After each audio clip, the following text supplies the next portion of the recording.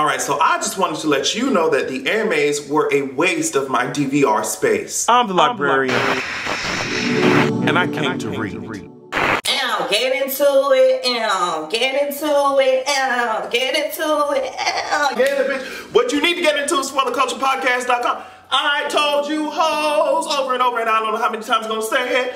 We released a new episode entitled Same Song, Different Key, and that's shade to Christina Aguilera's trash ass tribute, if that's what you want to call it, to Whitney Houston. But go ahead on over there to fortheculturepodcast.com, get your life, listen to the episode, tell us what you think, and also make sure that you're visiting fortheculturepodcast.com/contact, where you can email us, send us your questions. If you're advertising, you want to advertise on our show, there's a section there for you to submit as well. Get your life on fortheculturepodcast.com. Patreon.com/AdrianExpressions, where you can go to get the best content first, okay, before the rest of the girls. So sign up there if that's something that interests you. Let's dive into the topics on this afternoon. Now, first, I'm going to start with what y'all wanted me to start with. Y'all have been asking me on Twitter, asking me on Facebook and shit like that. Y'all said, where the fuck is this AMAs review? Let me tell you something about the AMAs. It says, I fell asleep with that Elmer's glue, no seasoning, seasonless mashed potatoes. I mean, I fell asleep during that. I would say that it's like watching paint dry, but I feel like even if it's a little bit, that had more entertainment value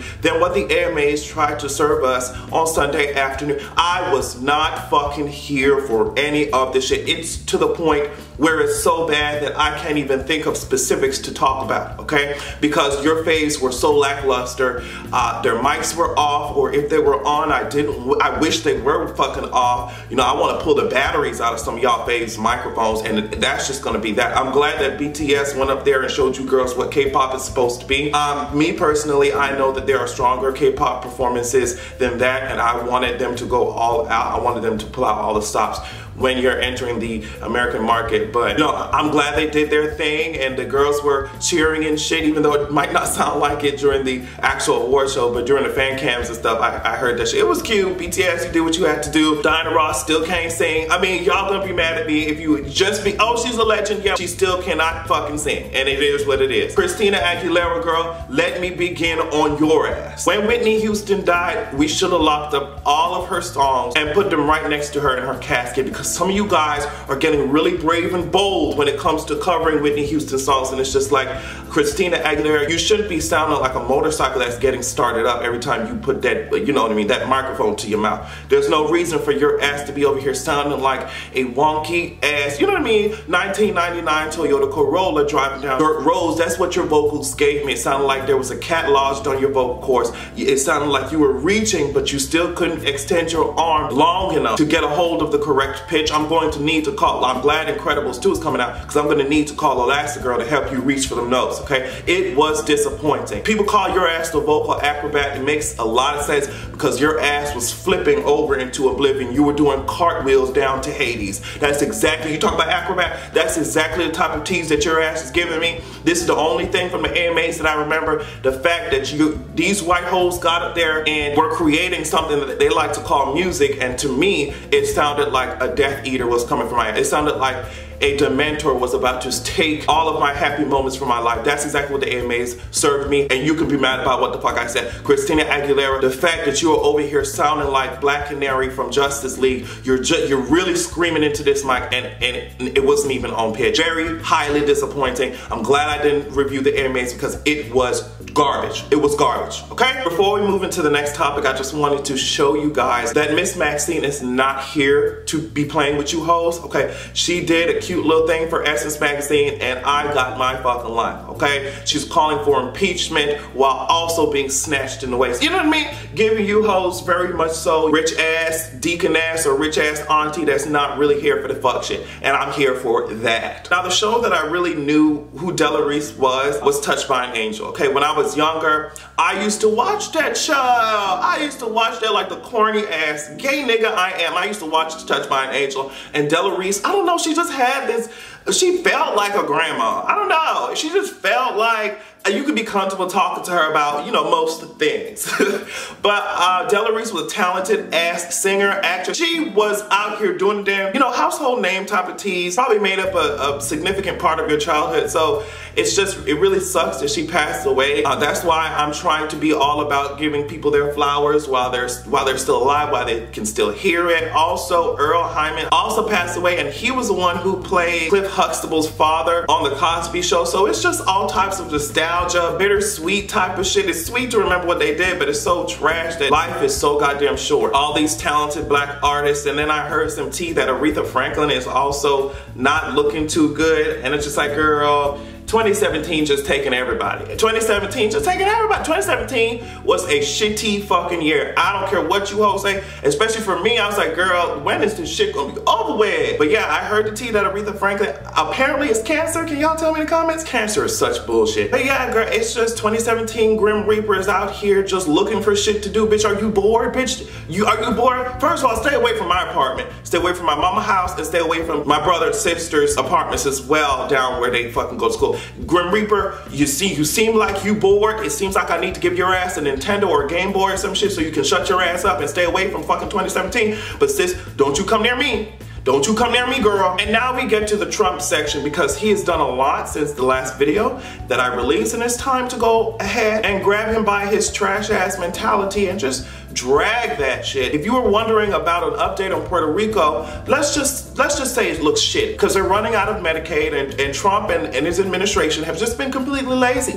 They haven't replaced the fucking funding, so what he's essentially doing is leaving people there to die. They're gonna run out of funding, he's gonna say, well, fuck it. And it's kind of disgusting to me, because this whole America First ass shit, it's bullshit, and then on top of the bullshit, it's not even accurate, because if America really came first, you would be helping Puerto Rico out. But no, girl, they look and may speak a little bit differently than you, and that's exactly what your ass is over here doing. That's the same mentality that your ass is using when you allowed your administration to end protected status for like about 60,000 Haitian immigrants, okay? The Department of Homeland Security announced that temporary protected status for Haitian immigrants will be phased out in July of 2019. So this designation was the one that allowed like Haitian refugees to come and to work after the earthquake in 2010. So if your dumbass is with all the cholera and all the motherfucking infrastructure problems that still remain, and the fact that Haiti has been hit with natural disasters even after the 2010 earthquake, if your ass thinks that Haiti can handle these, these 60,000 people coming back to the country, girl, you really got another thing coming. It is so disturbing to me how, if people ain't, why y'all ain't concerned about their ass? It doesn't make any sense. These people came here to seek refuge, and your ass,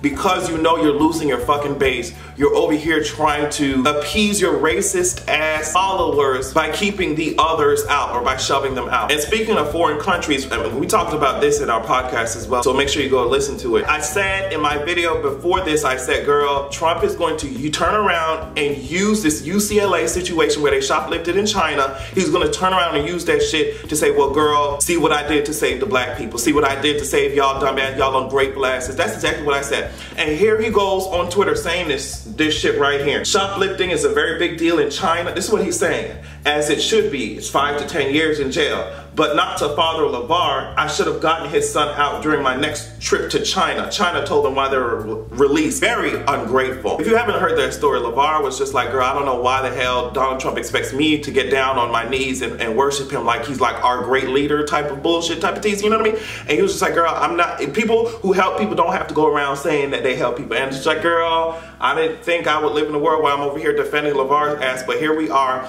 And he's completely correct. It's like Donald Trump wanted some type of special recognition for doing his fucking job. You're a servant to the people, sis. I mean, this is what you're supposed to, this is what we paying your ass to fucking do. We're paying your ass to look out for us, okay? So I'm not finna get on here and say, oh yes, Messiah, thank you so much, white Jesus, for saving me. Girl, bye. Girl, bye. And that's what Lavar was saying. Now, girl, I think he kind of brushed off this incident like it was just some type of joke. And I did drag those UCLA ball players like, girl, y'all black asses went to China, and the first thing y'all black asses do when these Chinese people see the first black person that they ever seen in their goddamn life, the first thing y'all black people do is steal.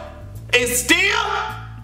How dare you? So that's what I said. So, I mean, it was definitely a big deal, but the way that Donald Trump is out here wanting us to stroke his peen, bitch, that's what you got your tiny ass hands for, girl. Don't look at me. Don't look at me. I pay your ass to do this shit. So you need to do it. So I'm sure you guys have heard about this whole Time Warner and AT&T merger. Now, Time Warner and AT&T trying to join their fucking forces together, and the Department of Justice, I don't know if you remember this before, but the Department of Justice was trying to block that shit. Now, if you don't know, Time Warner is the owner of CNN. And the only reason that the Department of Justice gets involved with these types of transactions, like these huge ass mergers, is to make sure that the market is not being monopolized and one person isn't controlling the whole, whole media. And so what the Department of Justice would do is, since Time Warner owns a news source like CNN, what they would have to do is make sure that AT&T doesn't own any news source like that. So when the merger comes together, it's not like AT&T also had a news station and Time Warner also had another news station. They come together like, girl, that's too much. Y'all control too much of the market. So AT&T does not own any type of news station, nothing like that. Everyone involved, all the executives involved are just like, this doesn't make any fucking sense. Why would the Department of Justice have a problem with this? It's not like